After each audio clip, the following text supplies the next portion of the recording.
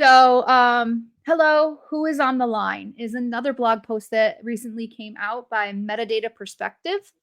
It looks into forensic analysis of iOS devices to identify participants in group calls. I'm sure everybody here who does digital forensics has seen that maybe their forensic tools don't necessarily parse all of the participants in a group call. I think they've gotten better, but you used to not get all of the participants Hmm. in group calls. So this investigates the call history store data database and focuses on the call record, the Z handle, and the remote participant handles tables. Talks about how examining these tables and employing specific SQLite queries can help you uncover the details of a group call and its participants.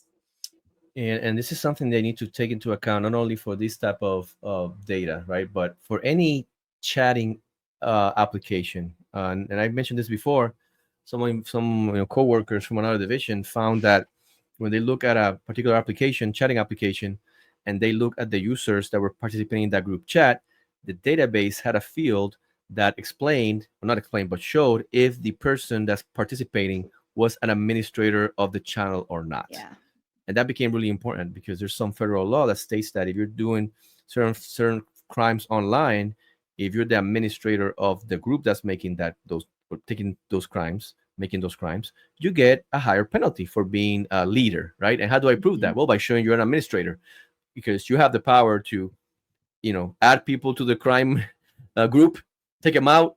You have the power to even to stop it as an administrator, but you don't, right? So there's a lot of Right.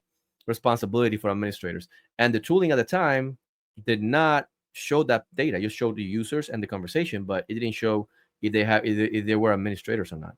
And the Yeah. only way to find out is for by you, the examiner, to looking at the source data and Yeah. see what it says, what it shows. And utilize the blogs that are out there.